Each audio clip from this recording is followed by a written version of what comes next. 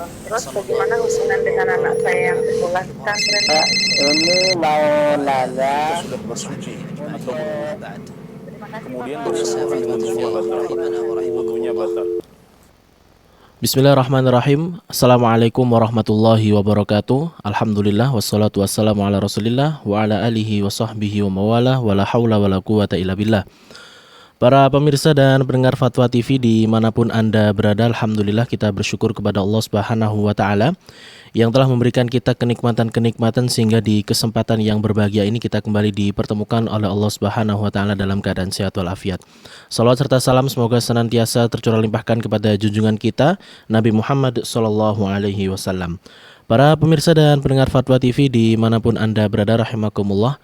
Alhamdulillah di kesempatan kali ini kita kembali dipertemukan oleh Allah Subhanahu wa taala dalam program live interaktif fikih ibadah bersama guru kita Al-Ustadz Dr. Anas Burhanuddin MA Hafizullah taala, yang mana beliau merupakan anggota Dewan Fatwa Perhimpunan Al-Irsyad. Selama kurang lebih 1 jam ke depan, insya Allah kita akan bersama-sama mengikuti program live interaktif fikih ibadah.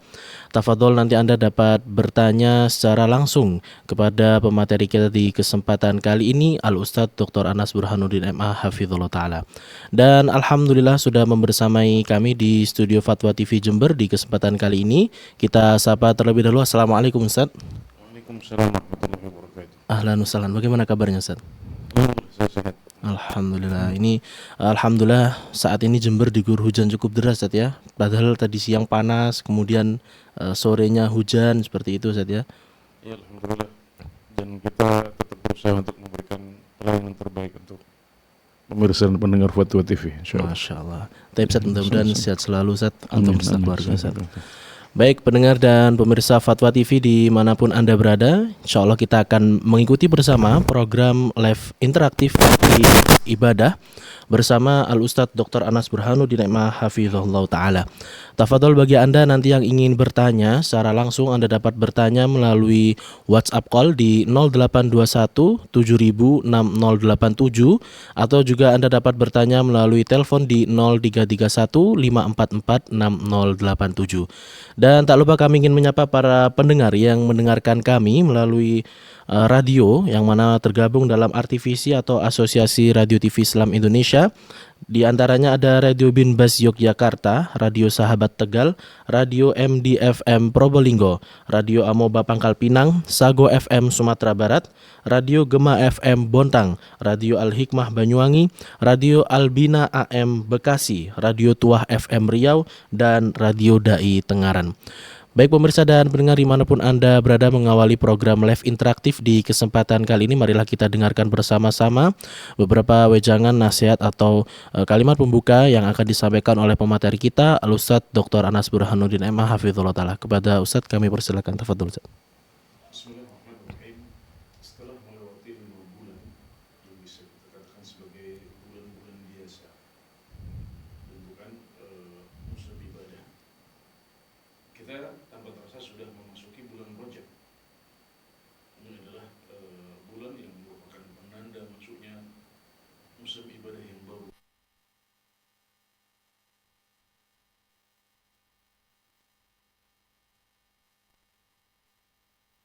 للزرع وشعبان شهر لسقي الزرع ورمضان شهر لحصاد الزرع. Bulan Rajab adalah bulan untuk menanam. Bulan Sya'ban adalah bulan untuk mengairi tanaman. Sedangkan bulan Ramadan adalah waktunya untuk panen.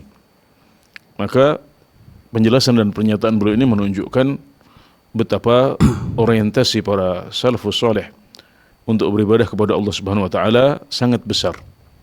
Mereka membuat strategi yang mereka menerapkan kiat-kiat untuk bisa memenangkan musim ibadah dan puncak musim ibadah yaitu Ramadan. Dan untuk menyiapkan Ramadan mereka sudah bersiap dari bulan Rajab. Ya, menanam tanaman ibadah sejak di bulan Rajab. Kemudian terus merawatnya, mengairi tanaman tersebut di bulan Sya'ban sebagai persiapan untuk menyambut bulan Ramadan. agar mereka bisa panen di bulan Ramadan. Maka nasihat ini sangat bagus kalau kita ambil kemudian kita teladani. Kita menyambut musim ibadah di bulan Ramadan yang merupakan puncaknya sejak dari sekarang. Ya, dan apalagi bulan Rajab juga adalah merupakan bulan haram yang memiliki keistimewaan khusus. Maka kita mengisi bulan haram yaitu bulan Rajab ini dengan berbagai ibadah kepada Allah Subhanahu wa taala dan mengurangi maksiat. Kemudian sambil itu kita menyiapkan diri untuk bulan Ramadan. Dan Ibnu Rajab Al-Hambali rahimahullah taala juga menekankan hal ini dengan mengatakan Syahrul Rajab miftahu syuhuril khairi wal barakah. Bulan Rajab adalah kunci dari bulan-bulan kebaikan dan barakah. Jadi dalam beberapa bulan ke depan kita akan melewati bulan-bulan yang berkah, bulan-bulan kebaikan, dan kuncinya atau pembukanya adalah bulan Rajab ini. Maka sedemikian pentingnya bulan Rajab ini di mata para ulama kita. Maka mari kita mengisinya dengan berbagai ibadah dan amal soleh kepada Allah Subhanahu wa taala. Barakallahu fikum wa waffaqanallahu wa iyyakum.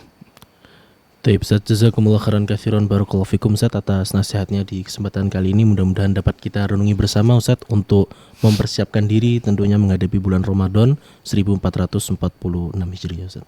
Amin. Baik pemirsa dan pendengar Fatwa TV dimanapun Anda berada, kami kembali mengajak bagi Anda yang ingin bertanya secara langsung terkait dengan fikih ibadah di kesempatan kali ini bersama guru kita Al-Ustadz Dr. Anas Burhanuddin M. Hafizullah Ta'ala. Anda dapat bertanya secara langsung melalui telepon di 0821 706087 untuk WhatsApp call. Anda juga dapat bergabung bersama kami di 0331 544 6087. Dan sembari menunggu penelpon yang masuk Ustaz, ini kita bacakan beberapa pertanyaan yang telah masuk ke meja redaksi kami. Di antaranya dari hamba Allah yang ada di Nusa Tenggara Timur di Kupang Ustaz. Ini beliau bertanya, Bismillahirrahmanirrahim. Assalamualaikum warahmatullahi wabarakatuh. Waalaikumsalam warahmatullahi wabarakatuh. Semoga Allah selalu menjaga Ustaz dan tim serta memberikan taufik. Izin bertanya Ustaz, saya memiliki ART bukan muslim Ustaz, karena di daerah Kupang ini minoritas, mungkin sulit untuk mencari ART yang seorang muslim Ustaz. Nah, ART ini memiliki anjing dan babi di rumahnya Ustaz, hewan itu. Kemudian ART ini juga suka makan hewan babi tersebut Ustaz. Beliau bantu-bantu di rumah, sapu, menyapu, mengepel dan menyuci dengan mesin cuci. Nah, yang saya tanyakan, apakah rumah saya ini najis karena beliau bantu-bantu dan bersentuhan dengan air rumah Ustaz? Ya, baik. Jadi yang najis ya menurut para ulama adalah anjing dan babinya. Ya, jadi anjing dan babinya bukan orangnya. Ya. Adapun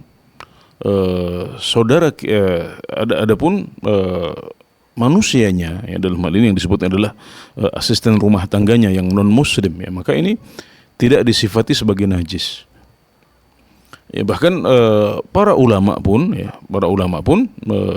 sebagian menjelaskan bahwasanya yang najis dari anjing adalah air liurnya saja. Nah, jadi tidak semua anggota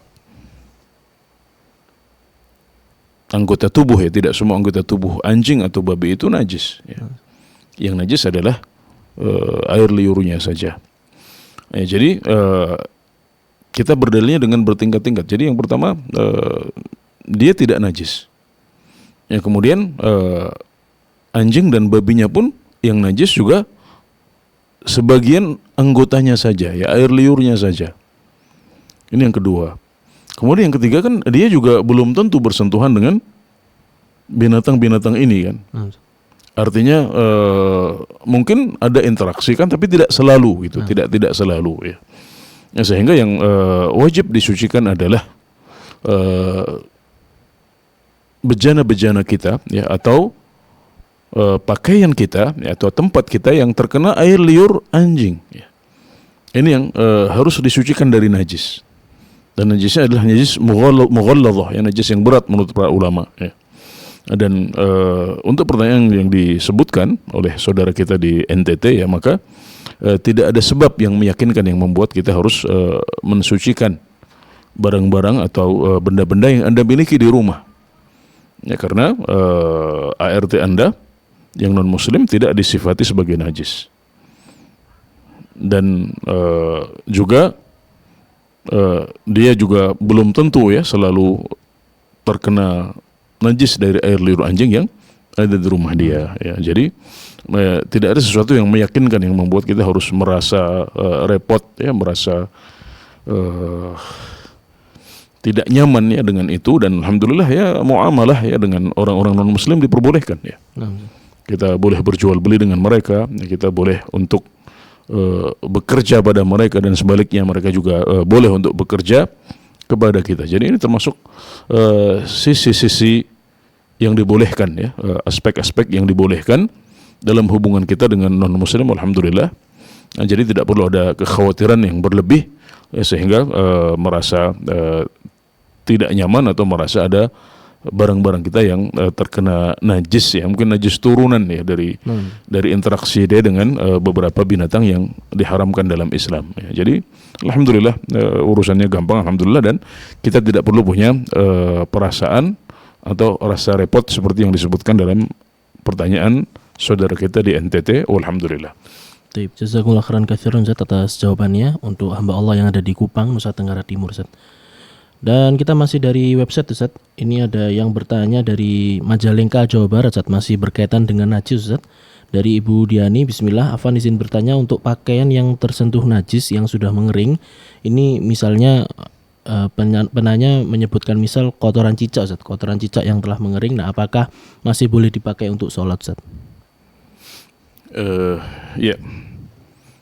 Jadi yang pertama najis yang sudah mengering itu tetap disebut mutanajis, tetap disebut bernajis ya, pakaian yang terkena najis. Kemudian najisnya sudah kering ya, misalnya pakaian kita yang terkena kencing ya, kemudian kencing tersebut sudah kering. Berarti pakaian kita masih tetap bernajis dong gitu loh. Hanya saja yang beda adalah ketika kita pegang atau kita duduki ya, maka najis itu tidak berpindah ke badan kita atau berpindah ke pakaian kita saat kain atau pakaian tersebut sudah kering. Jadi tetap bernajis, tetap disebut mutanajis atau bernajis. Tapi kalau kita pegang atau kita duduki dalam kondisi kering, maka najisnya tidak berpindah ke badan kita atau ke pakaian kita yang kering juga. Ya, seperti itu. Ini yang pertama. Kemudian yang kedua, apakah kencing cicak itu najis apa tidak? Ini ada pembahasan di antara para ulama. Ya dulu saya untuk permasalahan ini mengira ya bahwasanya cicak itu hukumnya adalah hukum makanan, hukum binatang yang tidak dimakan. Karena para ulama menjelaskan bahwasanya kotoran berupa kencing atau tinja ya itu ikut kepada dagingnya. Kalau dagingnya dimakan maka kencing dan tinjanya tidak najis. Ya, sebaliknya kalau dagingnya tidak dimakan, maka berarti tinjanya atau kencingnya itu najis. Nah, jadi ini saya dulu menyangka seperti itu. Tapi kemudian saya mendapatkan penjelasan dari para ulama yang lebih detail ya, bahwasanya untuk binatang seperti cicak ini ya, maka dia dihitung sebagai binatang yang tidak punya darah, atau yang disebut oleh para fuqaha dengan ma la nafsa lahu sa'ilah, binatang yang tidak punya darah. Nah, binatang yang tidak punya darah itu kotorannya tidak najis menurut para fuqaha. Jadi ini adalah klasifikasi yang lebih detail. Jadi memang cicak itu bisa kita klasifikasi kepada kelompok yang pertama, yaitu kelompok binatang yang tidak dimakan tadi. Tentunya kita juga tidak makan cicak. Kan? Tapi ini adalah klasifikasi yang luas ya, yang lebih luas. Nah, untuk cicak ini kita bisa masukkan kepada kelompok atau pengelompokan yang lebih khusus pembahasannya. Maka dia masuk dalam pembahasan yang lebih khusus, yaitu binatang yang tidak memiliki darah. Nah, maka binatang-binatang yang tidak memiliki darah ya, seperti cicak, kemudian lalat ya, kemudian jangkrik, kemudian belalang ya, maka ini kotorannya tidak dihukumi najis oleh para ulama Walhamdulillah. Ya. Kalau kayak nyamuk itu gimana, Ustaz? Nyamuk kan karena ada darahnya, Ustaz. Ketika Nyamuk itu darahnya bukan darah yang dia miliki. Dia adalah darah yang dia hisap dari korbannya. Ya. Dia hinggap di binatang atau di manusia, ya, kemudian dia hisap. Ya. Nah, maka dia punya darah untuk waktu yang sebentar. Nanti ketika sudah diproses, ya, maka ketika dalam posisi normal dia tidak punya darah. Nah, maka seperti nyamuk juga diklasifikasikan atau digolongkan sebagai binatang yang tidak memiliki darah. Ya. Demikian juga cicak seperti itu. Jadi ini adalah klasifikasi atau pembagian yang lebih khusus, ya. Dan para fuqaha menyebutkan al-khas yaqdi 'alal 'am. Jadi yang khusus itu mengalahkan yang umum. Jadi dalam hal ini yang kita pakai yang lebih tepat, ya, untuk diterapkan adalah kaidah yang lebih khusus, yaitu bahwasanya semua binatang yang tidak memiliki darah itu kotorannya suci dan tidak najis. sehingga ketika terkena kotoran dari hewan-hewan tersebut cukup dibersihkan saja begitu, Ustaz, ya. Iya, cukup dibersihkan dalam arti bukan disucikan, ya. Artinya dibersihkan karena ya kita mungkin kurang nyaman saja, kita kurang nyaman, kita mungkin merasa kurang nyaman, ya, dengan adanya kotoran tersebut, tapi dia bukan najis. Artinya kalau kita belum sempat untuk membersihkannya, kemudian kita sholat, ya, dengan pakaian yang terkena kotoran binatang yang tidak memiliki darah ini, maka berarti sholat kita sah. Sholat kita sah, ya. Jadi tentunya membersihkan bukan sebuah kewajiban, ya, gitu. Jadi dia terkait dengan kenyamanan kita, dengan kebersihan kita. Ya, mungkin kita tetap sholat, ya, tanpa membersihkannya, mungkin karena kita repot atau kita belum sempat dan lain sebagainya. Maka jika seperti itu, sholat kita sah, alhamdulillah. Ya. Jazakumullah khairan katsiran, Ustaz, atas jawabannya. Ini untuk Ibu Diani yang ada di Jawa Barat, Majalengka. Dan alhamdulillah sudah ada penelpon yang masuk dari Kalimantan, ada Abu Rizal di sana. Assalamualaikum Fatwa TV, Abu Rizal. Waalaikumsalam warahmatullahi wabarakatuh. Baik, silakan Bapak, satu pertanyaannya. Ya, baik Pak. Pak Ustadz, saya mau tanya tentang masalah anak yatim. Ini saya jelaskan.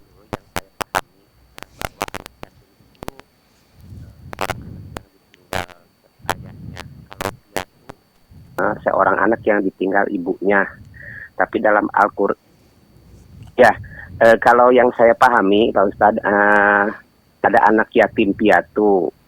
Kalau anak yatim yang saya pahami seorang anak ditinggal oleh ayahnya. Kalau piatu ditinggal oleh ibunya. Tapi yang saya selama ini belum pernah saya lihat bahwa di dalam Quran ada terkait masalah yatim piatu, ya, yang ada masalah yatim. Apakah memang disamakan anak yatim piatu itu yatim atau memang khusus untuk anak yatim aja, Pak Ustadz, ya, yang harus kita santuni, Pak Ustadz? Baik. Atau memang tercakup anak yatim sama piatu? Baik. Pak Ustadz. Baik. Terus selanjutnya masih masalah anak yatim, Pak Ustadz. Apabila kita menyantuni anak yatim, apakah di situ memang kita cuman menyantuni secara materi, misal anak yatim tidak, bapaknya sudah meninggal, kita kasih sama ibunya, atau memang seterusnya kita santuni sampai dia memang bisa mandiri, Pak Ustadz? Baik. Mungkin itu yang saya tanyakan, Pak Ustadz. Syukron, Pak Ustadz. Assalamualaikum warahmatullahi wabarakatuh. Waalaikumsalam warahmatullahi wabarakatuh. Baik, terima kasih Abu Rizal yang ada di Kalimantan. Ini bertanya terkait yang pertama terkait ini, Zat, kata dari yatim piatu ini, Zat. Beliau tadi belum menemukan piatu atau seorang anak yang ditinggal ibunya itu belum menemukan kata, hanya yatim saja yang beliau temukan di dalam nas-nas Al-Quran. Kemudian beliau juga bertanya terkait masalah menyantuni anak yatim, Zat. Ini sampai kapan kira-kira? Ya. Baik. Ya, jadi memang agama Islam membedakan antara yatim dengan piatu dalam hukum. Ya.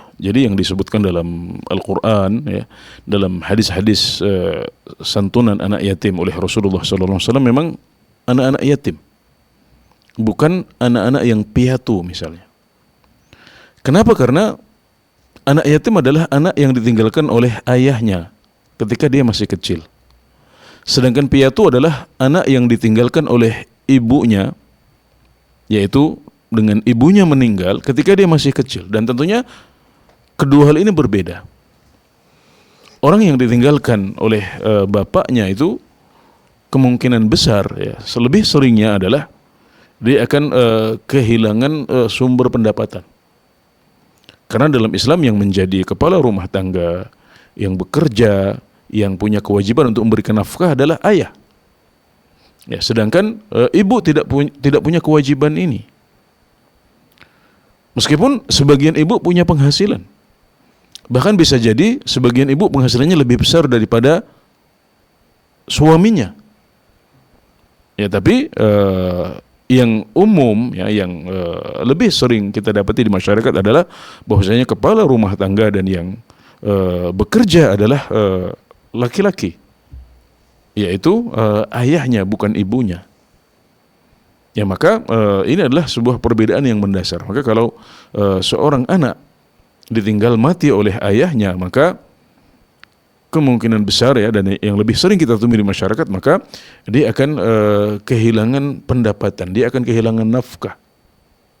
Ya, sebagian besar atau sama sekali ya, secara total dia kehilangan nafkah. Maka ini yang kondisinya lebih buruk ya, lebih memprihatinkan. Maka Islam kemudian memberikan perhatian lebih kepada mereka dan mensyariatkan yang namanya kafalatul yatim ya, atau pengasuhan dan penanggungan anak yatim ya. Jadi memang dibedakan antara keduanya. Sedangkan piatu yang ditinggal mati oleh ibunya, dia kondisinya lebih mending. Ya, artinya kalau dia masih punya ayah, ya maka insya Allah dia masih dapat nafkah. Masih ada orang yang punya kewajiban untuk memberikan nafkah kepada dia. Ya, sehingga biasanya kondisinya lebih baik ya. Dan tentunya dalam agama Islam hukum-hukum dan pembedaan-pembedaan seperti ini dibangun atas sesuatu yang ghalib, sesuatu yang lebih sering terjadi. Ya, meskipun dalam beberapa kasus ya ada ibu yang lebih kaya dari ayahnya. Jadi istri lebih kaya daripada suaminya, ini ada ya. Tapi itu lebih sedikit. Itu lebih jarang. Maka yang seperti ini tidak dijadikan acuan hukum oleh Islam ya. Maka memang kalau Bapak Abu Rizal menyebutkan tidak mendapatkan hukum tentang piatu dalam Al-Quran atau hadis, memang betul ya. Memang Islam mensyariatkan kafalatul yatim, yaitu mengasuh dan menyantuni anak yatim, bukan anak piatu.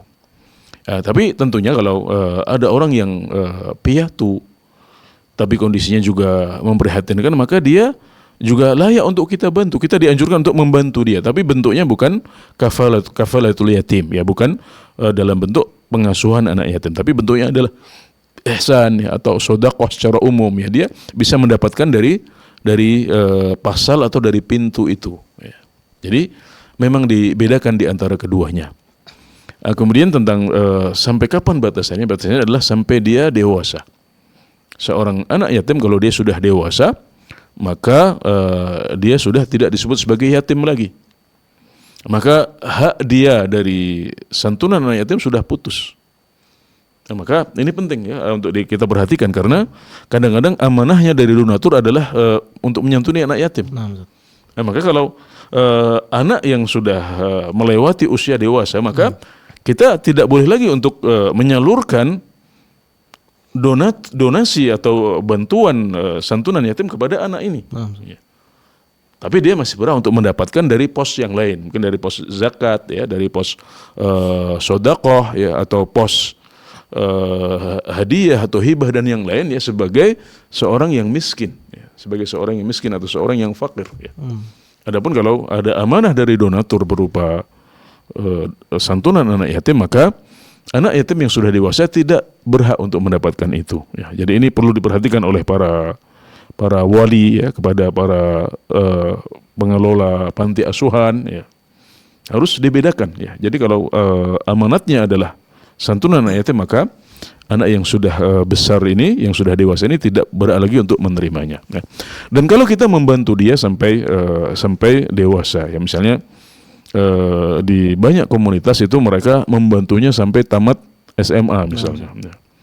Ya itu lebih baik, bagus ya, tapi bukan dari santunan anak yatim. Ya. Kita ambilkan dari sumber yang lain, ya berupa zakat, ya atau berupa beasiswa, ya atau berupa sodakoh dan yang lain, agar tidak menyalahi amanat yang diberikan oleh para donatur yang ingin memberikan santunan kepada anak yatim. Karena biasanya donatur itu punya hobi atau punya andalannya masing-masing. Ya. Jadi dia melihat, dia ingin menyantuni anak yatim saja misalnya. Ya, kita harus ikuti. Kalau dia memang mensyaratkan ini untuk anak yatim, berarti kita alokasikan kepada anak-anak yang benar-benar masih yatim, yaitu yang sudah ditinggal mati oleh ayahnya dalam keadaan masih kecil dan belum baligh. Seperti itu. Berarti kemungkinan kalau misalnya kita ditanya terkait batas dewasa ini, berarti antara SMA atau SMP itu berarti saja. Ya mungkin di akhir-akhir usia SMP ya. Tentunya kalau perempuan bisa lebih cepat ya. Dengan salah satu tanda yang disebutkan oleh para fuqaha, yang pertama adalah mimpi basah. Kemudian yang kedua adalah tumbuhnya rambut kasar pada kemaluan. Kemudian yang ketiga adalah mencapai umur 14 tahun, mencapai umur 15 tahun. 15 tahun itu kan kelas 3 SMP biasanya, sekitar itulah ya. Mungkin orang beda. Satu lagi haid bagi wanita. Ya kadang-kadang di zaman kita anak-anak SD yang kelas 5, kelas 6 sudah haid. Itu umurnya baru 11-12 tahun. Ya. Jadi kalau salah satu dari tanda ini sudah muncul, maka berarti dia sudah baligh. Baik, jazakumullah khairan katsiran. Jawabannya untuk Abu Rizal yang ada di Kalimantan. Dari Kalimantan kita bergeser ke Sumatera Barat, ada Ibu Yanti yang sudah menunggu. Assalamualaikum Fatwa TV, Bu Yanti. Waalaikumsalam warahmatullahi wabarakatuh. Baik, silakan Ibu, satu pertanyaannya. Assalamualaikum Ustaz. Waalaikumsalam warahmatullahi wabarakatuh. Mau bertanya Ustaz, apakah sholat duha itu afdolnya 4 rakaat Ustaz? Baik Ibu. Ustaz, jazakallahu khair. Assalamualaikum warahmatullahi wabarakatuh. Waalaikumsalam warahmatullahi wabarakatuh. Baik, terima kasih Bu Yanti yang ada di Sumatera Barat. Ini yang bertanya terkait dengan jumlah rakaat sholat duha Ustaz. Apakah rakaat sholat duha itu 4 rakaat atau seperti apa Ustaz? Sholat duha itu semakin banyak rakaatnya semakin baik. Ya, dan bisa kita tambah menjadi 6, bisa menjadi 8 ya. Yang ada adalah batas minimalnya ya. Batas minimalnya adalah 2 rakaat. Kalau kita tambah menjadi 4 lebih baik. Kita tambah menjadi 6 juga lebih baik. Lebih banyak dari itu juga lebih baik ya. Jadi semakin besar ya jumlah rakaatnya, maka itu semakin baik. Dan yang penting dilakukan dengan 2 rakaat sebagaimana sabda Nabi Muhammad SAW, salatun nahari mathna mathna ya, salat di siang hari itu 2 rakaat ya. Baik, silahkan diambil ya jumlah mana yang lebih sesuai dengan kondisi kita sesuaikan dengan kesibukan dan kondisi kita masing-masing, dan semakin banyak jumlah rakaatnya maka itu semakin baik dan tidak dibatasi. Walhamdulillah. Baik, terima kasih Ustaz jawabannya untuk Ibu Yanti yang ada di Sumatera Barat. Ini yang bertanya terkait dengan jumlah rakaat di sholat duha yang tidak ada batasnya ya, namun minimal 2 rakaat. Dari Sumatera Barat Ibu Yanti, kita bergeser ke Bapak Saleh Haji yang ada di Bengkulu. Assalamualaikum Fatwa TV. Waalaikumsalam warahmatullahi wabarakatuh. Baik, silakan Bapak, satu pertanyaannya. Ya, baik. Assalamualaikum warahmatullahi wabarakatuh, Ustaz. Waalaikumsalam warahmatullahi wabarakatuh. Ustaz ingin bertanya tentang sholat yang dijama, Ustaz. Baik. Nah itu apakah dilaksanakan juga qobliyah ba'diyahnya begitu? Baik. Termasuk zikirnya, Ustaz. Misalnya sholat duhur ya, diselesaikan dulu sholat duhurnya, termasuk qobliyah ba'diyah, lalu zikir setelah sholat wajib. Nah setelah itu baru sholat asar. Baik. Zikir dan sunnahnya ba'diyah begitu. Baik. Nah, apakah langsung Ustadz dari sholat duhur langsung melaksanakan sholat asar? Baik. Nah zikirnya belakangan setelah sholat asar begitu. Baik. Nah mana yang lebih utama Ustadz? Baik. Ya, itu Ustaz. Jazakallahu khairan. Barakallahu fikum. Assalamualaikum warahmatullahi wabarakatuh. Waalaikumsalam warahmatullahi wabarakatuh. Terima kasih Bapak Saleh Haji yang ada di Bengkulu. Ini bertanya terkait dengan masalah sunnah sholat ketika dijamak Ustaz ya, antara zuhur dan asar. Ini apakah sholat sunnah qobliyah ba'diyah tetap dilaksanakan, zikirnya juga bagaimana pelaksanaannya Ustaz? Ya baik, sholat dengan dijamak ya atau digabungkan antara dua sholat dalam satu waktu ya, bisa jamak takdim kalau kita mengerjakannya di waktu sholat yang pertama, dan bisa jamak takhir kalau kita melakukannya di sholat yang kedua. Ya, ini adalah sholat dalam kondisi khusus. Ya, sholat dalam kondisi tidak normal ya, karena ada sakit atau ada operasi kesehatan ya, atau karena hujan atau karena safar dan yang lain. Jadi kondisinya adalah kondisi yang tidak normal yang kemudian kondisi repot yang akhirnya menimbulkan rukhsah atau keringanan dalam agama kita ya. Maka untuk sholat jamaah ini maka tidak disunnahkan, tidak disyariatkan ada sholat rawatib di situ ya. Jadi kita sholat ya langsung, misalnya kalau zuhur sama asar ya langsung zuhur, kemudian dilanjutkan setelah itu langsung sholat asar langsung. Ya bahkan tidak disyaratkan zikir antara keduanya. Kenapa? Karena memang kondisi khusus. Ini sholat menggabungkan antara dua sholat. Ya bahkan sebagian ulama seperti Syekh Muhammad bin Shalih Al-Utsaimin mensyaratkan harus ada niat dari awal. Ya. Dari awal sudah ada niat, ini saya akan menggabungkan dua sholat ini misalnya. Yang menurut beliau tidak boleh untuk misalnya nggak ada niat terus tiba-tiba setelah selesai zuhur, saya mau jamak lah gitu. Ini menurut beliau tidak boleh yang seperti itu ya. Jadi memang sholat dalam kondisi khusus yang dari awal kita sudah tahu kita akan menggabungkan antara dua sholat ini ya. Dan konsekuensi dari menjamak atau menggabungkan adalah sebagian sunnahnya ditinggalkan ya, sehingga tidak ada rawatib ya di antara sholat yang dijamak, juga tidak ada zikir antara sholat yang sebelumnya dengan yang sesudahnya ya. Jadi langsung selesai sholat asar, begitu selesai sholat zuhur, begitu salam kita langsung bangun untuk mengerjakan sholat asarnya. Dan seperti itulah yang dipraktikkan oleh Rasulullah SAW ya, ketika beliau menjamak sholat di Arafah. Kemudian beliau juga menjamak sholat di Muzdalifah. Ya, praktiknya adalah beliau tidak melaksanakan rawatib dalam dua kondisi ini, juga tidak berzikir di antara keduanya, tapi langsung bangun untuk mengerjakan sholat yang kedua. Ya, jadi kita punya contoh praktek dari Rasulullah SAW, paling tidak di sholat, paling tidak ketika beliau di Arafah ya pada tanggal 9 Dzulhijjah siang, dan di Muzdalifah pada tanggal 9 Dzulhijjah malam. Dan ini adalah sholat jamak yang kebolehannya disepakati oleh para ulama semuanya ya, di Arafah dan di Muzdalifah. Dan ternyata Nabi contoh praktiknya seperti itu ya, simpel sederhana dengan meninggalkan beberapa ibadah sunnah yang terkait dengan dua sholat tersebut. Untuk zikirnya, zikir setelah sholatnya? Ya, setelah sholat nggak apa-apa ya. Setelah sholat kalau kita ada waktu maka tetap disunahkan untuk berzikir. Di akhir setelah asar. Di akhir setelah sholat asarnya ya. Adapun setelah zuhur maka sunnahnya adalah segera bangun, karena ini jamak, memang menggabungkan. Nanti kalau di sela-sela dengan zikir maka tidak jamak lagi berarti ya. Seperti itu. Ya. Baik. Terima kasih Ustaz, jazakumullah khairan katsiran atas jawaban untuk Bapak Saleh Haji yang ada di Bengkulu. Kita bergeser selanjutnya, ini ada Bapak Hamzah yang ada di Jakarta Timur. Assalamualaikum Fatwa TV Bapak Hamzah. Waalaikumsalam. Baik, silakan Bapak, satu pertanyaan. Waalaikumsalam warahmatullahi wabarakatuh. Ustaz izin bertanya, seandainya sholat witir untuk malam lupa atau nggak ada waktu, apakah bisa dikoto di pagi harinya? Baik. Begitu aja, terima kasih. Ya. Baik, terima kasih Bapak Hamzah yang ada di Jakarta Timur. Saat ini yang bertanya terkait dengan masalah sholat malam saat ya, ketika kita lupa bangun untuk sholat malam ini, apakah boleh kita qodok di pagi harinya atau seperti apa Ustaz? Ya, baik, jadi sholat witir adalah salah satu sholat sunnah yang muakkadah ya, sholat sunnah yang ditegaskan oleh Rasulullah SAW, dan beliau tidak meninggalkannya baik saat beliau muqim maupun saat beliau musafir. Jadi beliau selalu menjaga sholat witir ini ya. Bahkan menurut madhab Hanafi ya, sholat witir adalah sholat fardu yang ke-6 ya.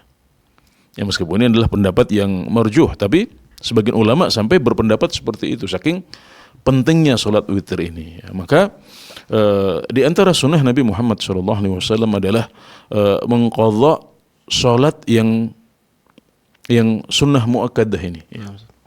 Jadi sholat yang sifatnya sunnah muakkadah itu diqadha oleh Rasulullah SAW. Maka beliau mengqadha sholat ba'diyah zuhur.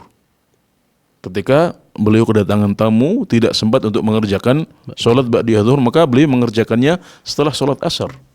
Padahal ba'da asar itu waktu larangan untuk sholat.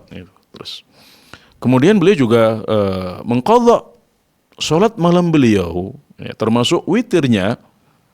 Ketika beliau tidak sempat, ya, ketika beliau sakit atau tidak sempat untuk melakukannya, maka beliau mengqadhanya di siang hari. Ya. Jadi ketika waktu duha, itulah waktu Rasulullah SAW mengqadha. Ya, memang kemudian ada sebagian ulama yang berpendapat yang sunnah itu tidak disyaratkan untuk diqadha. Ya.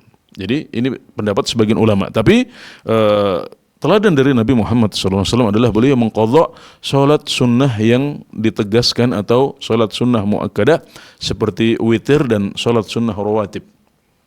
Dan hukum yang berlaku untuk Rasulullah SAW itu pada dasarnya ya berlaku juga untuk umat beliau. Ya, maka ini juga berlaku untuk kita, sehingga disunahkan bagi kita untuk mengqadha juga salat-salat sunnah yang biasa kita jaga kalau suatu saat kita tidak sempat untuk melakukannya.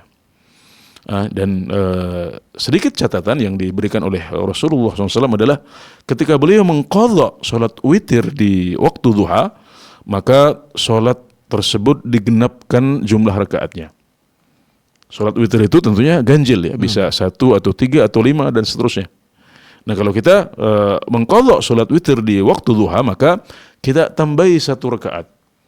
Kalau kebiasaan kita 1 rakaat, maka kita genapkan menjadi 2. Kalau kebiasaan kita 3, maka berarti kita menggenapkannya menjadi 4. Kalau 5 menjadi 6 dan seterusnya. Ya, karena Nabi Muhammad SAW ya mengatakan salatun nahari mathna mathna, ya, salat siang hari itu 2 rakaat. Ya, jadi ini bedanya saat mengqadha.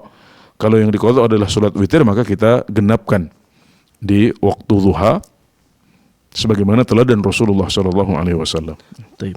Tapi itu tadi yang menarik, Ustaz. Ini kan apabila sholat tersebut sudah menjadi kebiasaan, Ustaz, sudah menjadi habit, yang artinya memang kita melakukannya setiap hari, Ustaz. Betul, namun apabila ada kondisi mungkin seseorang yang mungkin baru mau melakukan atau tidak pernah melakukan saat itu, tapi tiba-tiba pagi harinya itu keinget misalnya, oh iya saya belum sholat witir, nah saya pengen mengqadha di sholat duha, apakah ini juga diperbolehkan, Ustaz? Ya, boleh ya, bagus deh sebagai bentuk melatih diri ya. Jadi ini adalah kebiasaannya orang-orang soleh dan dicontohkan oleh Rasulullah SAW ya. Dan kalau kita bukan termasuk orang yang menjaga sholat tersebut ya, tapi kemudian Allah gerakkan kita untuk ingin melakukan sholat witir yang tadi kita lupakan, maka hukumnya tetap boleh ya kita mengqadhanya juga ya. Baik, seperti itu ya. Baik, terima kasih Ustaz, jazakumullah khairan katsiran untuk pertanyaan atas jawaban dari pertanyaan Bapak Hamzah yang ada di Jakarta Timur yang bertanya terkait dengan sholat witir. Kemudian kita bergeser ke Bapak Eko yang ada di Bengkulu. Assalamualaikum Fatwa TV, Bapak Eko. Waalaikumsalam warahmatullahi wabarakatuh. Baik, silakan Bapak, satu pertanyaannya. Ini Ustaz, saya mau tanya, kondisi saya kan sedang sakit prostat. Kondisi saya sekarang itu sedang gimana? Baik, sakit prostat Bapak, bisa dilanjut? Ya, sementara kondisi saya sekarang itu sedang dipasang kateter, dipasang selang. Jadi, tapi dikasih ada masih penampung, tapi air kencing itu naik terus, Ustaz. Itu gimana cara sholatnya? Apa boleh sholat daripada saya meninggalkan sholat? Lebih saya jalankan sholat terus. Baik Bapak. Daripada meninggalkan sholat, saya jalan terus. Yang sakit Bapak sendiri ya? Iya, prostat saya sendiri. Baik, iya. Nah, sudah itu kira-kira sholat seperti ini bisa keadaan sakit ini bisa dijamak nggak, Ustaz? Baik. Oke, baik. Baik Bapak Eko, cukup Bapak. Assalamualaikum warahmatullahi wabarakatuh. Waalaikumsalam warahmatullahi wabarakatuh. Baik, terima kasih Bapak Eko yang ada di Bengkulu ini bertanya terkait dengan bagaimana sholatnya orang yang terpasang kateter di tubuhnya, Ustaz. Baik, ya, pertama kita doakan semoga Allah Subhanahu wa taala memberikan kesembuhan kepada Bapak yang bertanya, ya, semoga disembuhkan sesegera mungkin ya, dan diangkat derajatnya di sisi Allah Subhanahu wa taala ya. Bapak harus ihtisab ya kepada Allah Subhanahu wa taala dan sabar dengan ujian yang diberikan. Insyaallah itu menjadi penggugur dosa dan pengangkat derajat biidznillah taala ya. Adapun untuk ibadah, maka orang yang sakit tetap wajib untuk mengerjakan ibadah-ibadah yang menjadi kewajibannya ya. Namun ada fleksibilitas, ada kemudahan ya, ada keringanan dalam menjalankan sebagian ibadah itu ya. Dan termasuk keringanan yang diberikan oleh Rasulullah SAW adalah keringanan yang diberikan untuk orang-orang yang memiliki salasul baul, orang-orang yang punya penyakit beser ya. Beser adalah air kencing yang terus keluar, tidak bisa ditahan. Nah, kata Rasulullah SAW untuk orang yang air kencingnya selalu keluar ini, maka dia hendaknya berwudu ketika sudah masuk waktu sholat. Ya, kalau sudah masuk waktu sholat, maka hendaknya dia berwudu. Ya, hendaknya dia membersihkan badan dahulu, bersihkan badan, kemudian berwudu, kemudian sholat. Dan kalau seandainya kencingnya masih keluar di tengah-tengah dia sholat, maka dia tidak perlu pedulikan itu. Dia terus sholat, ya, kemudian nanti kalau sudah selesai, ya sudah, berarti sholatnya dianggap sah. Meskipun ketika sholat itu ada najis yang keluar darinya. Ya, jadi badan dia terkena najis, dan keluarnya najis juga adalah hadath yang membatalkan wudunya sebenarnya. Tapi karena ini adalah kondisi luar biasa, kondisi sakit yang kalau diulang-ulang terus nanti nggak akan ada habisnya. Bisa jadi seharian dia akan terus selesai sampai ketemu sholat yang berikutnya atau dia sampai mendapatkan sholat yang bersih tanpa ada keluar najis ya, keluar kencing pada sholatnya tersebut ya. Jadi ini adalah sesuatu yang sangat menyulitkan ya. Maka Islam ingin mengangkat kesulitan seperti ini dari umatnya. Maka orang yang punya salasul baul, termasuk orang yang sedang dipasangi kateter ini ya, hendaknya ketika masuk waktu sholat dia membersihkan badan sebisa mungkin ya, semua yang ada bekas kencingnya dibersihkan dengan mandi ya, atau disiram ya. Kemudian setelah itu dia berwudu. Setelah berwudu dia tidak perlu pedulikan nanti sudah sholat ya. Kalau zuhur 4 rakaat ya, kalau asar 4 rakaat seperti jumlah yang disyariatkan oleh Rasulullah SAW. Dan dia tidak perlu pedulikan kalaupun nanti masih ada kencing yang keluar, maka sholatnya sah, alhamdulillah ya. Terus kemudian yang kedua, apakah dia boleh untuk menjamak sholat? Jawabannya boleh ya. Karena kesulitan karena beser atau kesulitan beribadah karena dipasangi kateter ini jelas lebih berat dan lebih besar daripada hujan ya. Hujan saja membolehkan kita untuk menjamak sholat. Maka para fuqaha menjelaskan kalau begitu ya sakit ya, termasuk beser dan termasuk juga dipasangi kateter ini sesuatu yang repot, seperti yang tercermin dari pertanyaan yang disebutkan oleh saudara penanya kita ya. Jadi silahkan kalau Anda kesulitan untuk sholat pada waktunya ya, nanti harus bebersih lagi ya, nanti harus wudu lagi dan repot ya, apalagi kalau masih dalam perawatan di rumah sakit ya, maka Anda boleh untuk menjamak sholat ya. Tapi ingat, saat menjamak sholat karena Anda tidak musafir, maka jumlah rakaatnya harus utuh ya, harus sempurna. Kecuali kalau Bapak dirawatnya di kota yang bukan merupakan kota tempat tinggal Anda, maka Anda boleh untuk menjamak sekaligus mengqashar ya. Kalau dirawatnya di rumah atau di rumah sakit tempat kita tinggal, maka berarti hanya jamak saja tanpa diqashar. Namun itu hanya khusus untuk yang berpenyakit beser itu tadi, Ustaz. Misalnya ada kondisi seseorang ketika sholat misalnya nahan kencing gitu, Ustaz. Atau ketika sholat dikagetin kemudian tidak sengaja keluar air kencingnya, Ustaz. Nah, apakah ini juga termasuk pengecualian tersebut, Ustaz? Enggak, kalau seperti itu berarti dia bukan kondisi beser, dia adalah seseorang yang normal sebenarnya kan, normal. Kemudian ketika di tengah-tengah sholat dia keluar kencing, maka hukum yang normal yang berlaku. Kenapa? Karena dia, kalau kita kita minta dia untuk membersihkan najis kemudian berwudu, itu adalah sesuatu yang mudah bagi dia gitu. Bahkan kita bisa tambahkan bahwasanya Anda tidak boleh untuk menahan kencing. Menahan kencing itu makruh ya, meskipun sholatnya sah, tapi sholatul haqin, sholatnya orang yang menahan kencing atau kentut atau buang air besar itu makruh. Ya.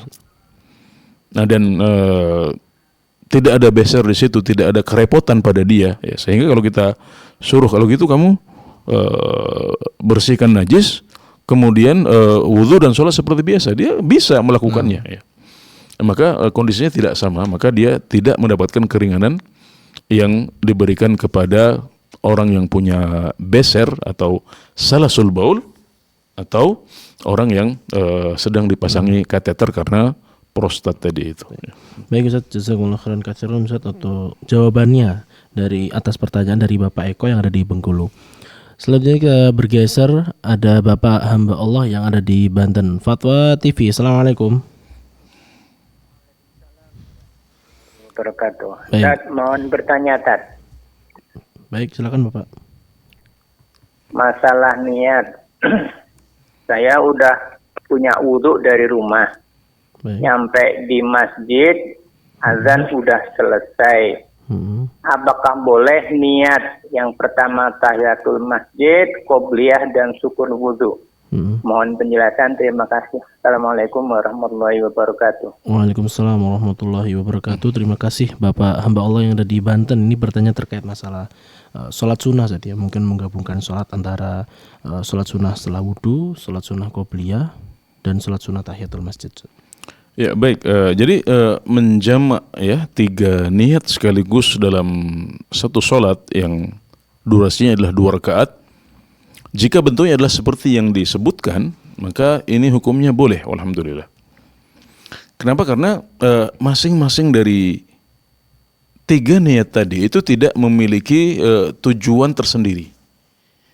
Ya, dalam arti saat kita melakukan tahiyatul masjid, maka sebenarnya yang dimaksudkan oleh Nabi Muhammad SAW adalah yang penting kita tidak duduk dahulu sebelum sholat 2 rakaat.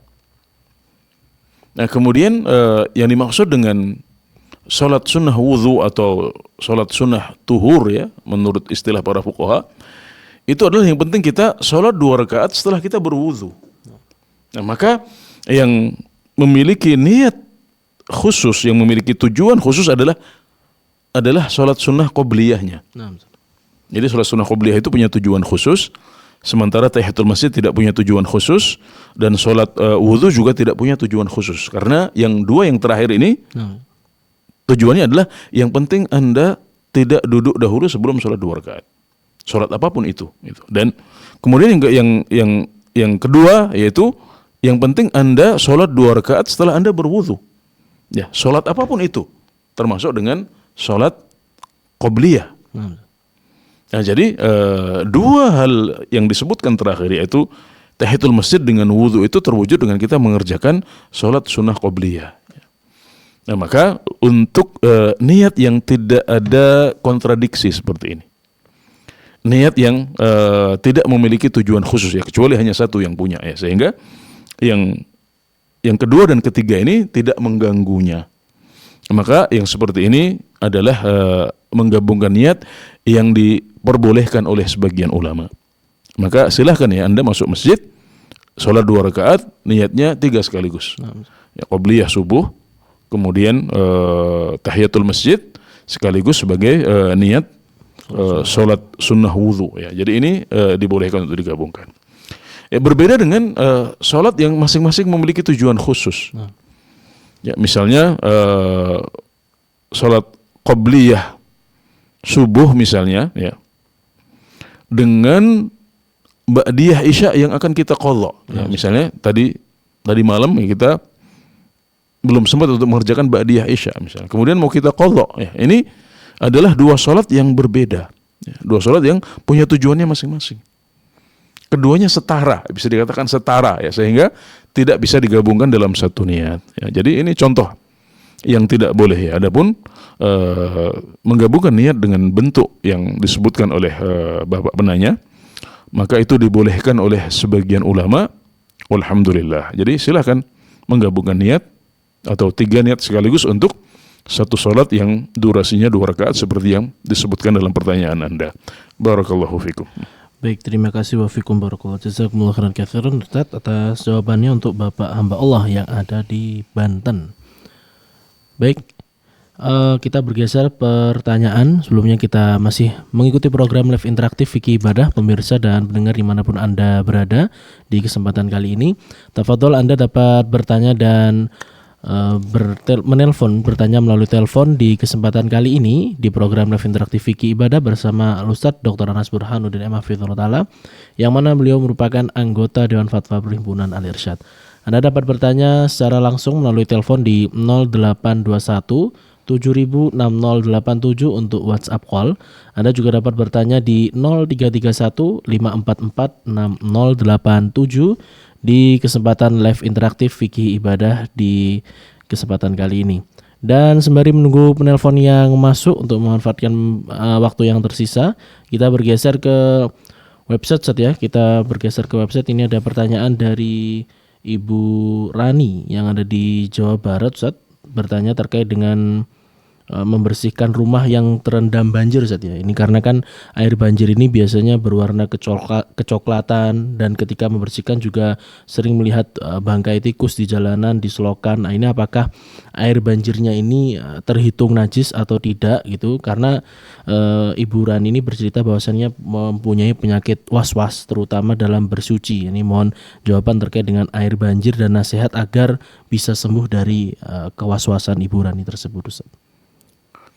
Ya, baik. Jadi perlu diketahui bahwasanya air yang berubah warna karena tanah atau pasir atau lumut atau dedaunan yang ada di sekitar sungai ini tidak membuat air sungai menjadi najis.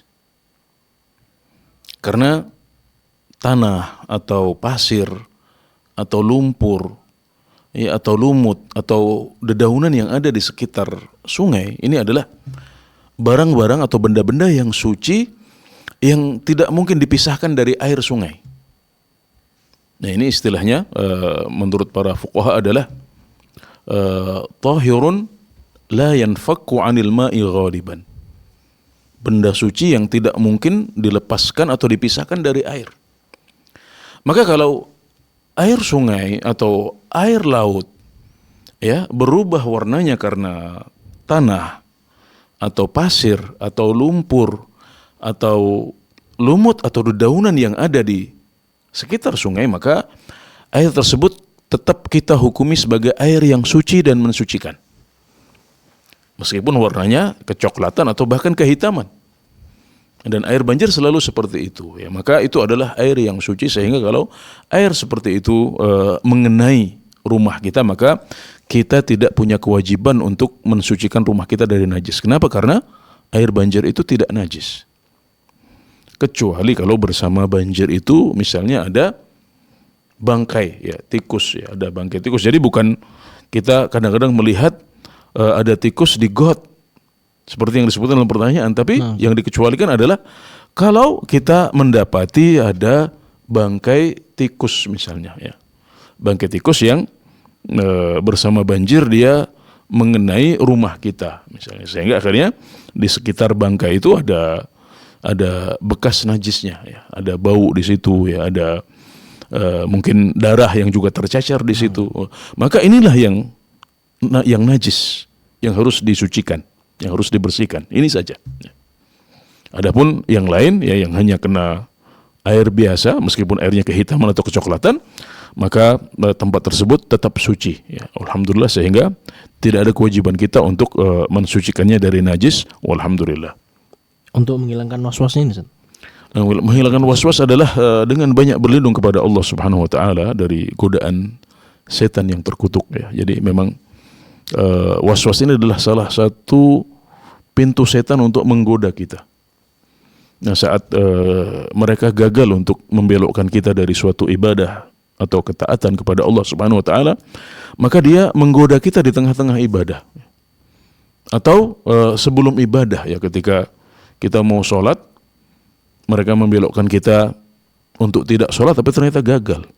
Maka mereka menggoda kita sebelum sholat. Ini ketika wudhu pun kita masih digoda sama mereka ya. Baik. Jadi kita harus hati-hati karena itu adalah salah satu pintu setan untuk menggoda kita, dan kita sangat kasihan kepada saudara-saudara kita ya, sesama muslim yang diuji dengan was-was ini ya. Maka yang pertama, Anda harus banyak berdoa kepada Allah agar disembuhkan dari was-was ya. Kemudian yang kedua, tinggalkan was-was ini ya. Abaikan saja sudah. Jadi kalau kita sudah tahu kita punya penyakit was-was, maka obatnya adalah dengan mengabaikan. Sudah, bisikan-bisikan ini lupakan semuanya. Dan tentunya di antara kiat yang paling jitu dan mujarab adalah dengan menambah ilmu. Kalau kita tahu bahwasanya ternyata air yang kelihatan kotor yang selama ini kita sangka najis ya, adalah ternyata suci ya. Jadi itu adalah karena ilmu kita yang masih kurang. Kita mungkin pernah mendengar, air itu kalau berubah salah satu sifatnya berarti dia najis misalnya. Nah ini kan sebuah kaidah yang global sebenarnya, nggak seglobal itu, karena ternyata yang membuat najis itu kalau yang mencampurinya adalah benda najis gitu loh. Kalau kemasukan benda najis kemudian mengubah salah satu sifatnya, iya dia akan menjadi najis ya. Tapi kalau yang mengubahnya adalah benda-benda suci yang tidak mungkin kita pisahkan dari air, seperti tadi ya, seperti lumpur atau tanah atau pasir atau lumut atau daun-daun yang ada di sekitar sungai kemudian jatuh ke dalam sungai, maka ini bukan najis. Ini adalah benda-benda suci yang tidak mungkin dipisahkan dari air sungai. Maka para ulama sepakat bahwasanya benda-benda tersebut tidak membuat air sungai najis. Meskipun berubah salah satu sifatnya, di antaranya warnanya ya. Dan ini kesepakatan para ulama semuanya. Enggak ada perbedaan pendapat di antara mereka dalam hal tersebut, alhamdulillah. Jadi dengan memahami bab ini secara lebih matang, secara lebih komprehensif dan syamil ya, maka syubhat atau was-was tadi bisa hilang, alhamdulillah, insyaallah ya. Baik Ustaz, jazakumullah khairan katsiran Ustaz untuk jawabannya. Ini terkait pertanyaan yang diajukan oleh Ibu Rani yang ada di Bekasi, Jawa Barat. Dan ini sekaligus menjadi pertanyaan terakhir di kesempatan live interaktif kali ini Ustaz. Kami ucapkan jazakumullah khairan katsiran atas jawaban dan ilmu yang telah diberikan. Mudah-mudahan dapat memberikan manfaat untuk kita semuanya. Amin amin ya rabbal alamin. Baik para pemirsa dan pendengar Fatwa TV dimanapun Anda berada, alhamdulillah saya sudah berjumpaan kita di program live interaktif Fikih Ibadah pada kesempatan kali ini. Dan kami memohon maaf tentunya untuk seluruh pemirsa dan pendengar yang telah bergabung namun belum sempat kami bacakan pertanyaannya karena keterbatasan waktu. Tetap ikuti program live interaktif Fatwa TV mulai dari hari Senin sampai dengan hari Jumat sebagaimana jadwal yang terpampang di layar kaca Anda saat ini. Dan juga pemirsa dan pendengar dimanapun Anda berada, kami juga mengajak Anda untuk bersama-sama mendukung program dakwah Fatwa TV dengan menyalurkan beberapa harta atau beberapa harta yang Anda punya melalui nomor rekening yang ditampilkan saat ini. Dan juga jangan lupa untuk mengikuti beberapa program beberapa media sosial yang telah terverifikasi kami. Anda juga dapat berkunjung di www.fatwatv.id serta di www.dewanfatwa.com. Pendengar dan pemirsa Fatwa TV dimanapun Anda berada, alhamdulillah usai sudah perjumpaan kita dan mewakili seluruh kru yang bertugas pada kesempatan kali ini mohon pamit undur diri. Mari kita tutup perjumpaan kita di kesempatan kali ini dengan doa kafaratul majelis. Subhanakallahumma rabbana bihamdika asyhadu an la ilaha illa anta astaghfiruka wa atubu ilaik. Ila liqa. Wassalamualaikum warahmatullahi wabarakatuh. Terus bagaimana hubungan dengan anak saya yang sekolah pesantren? Ini mau nanya Sudah bersuci atau kemudian bersentuhan dengan suami.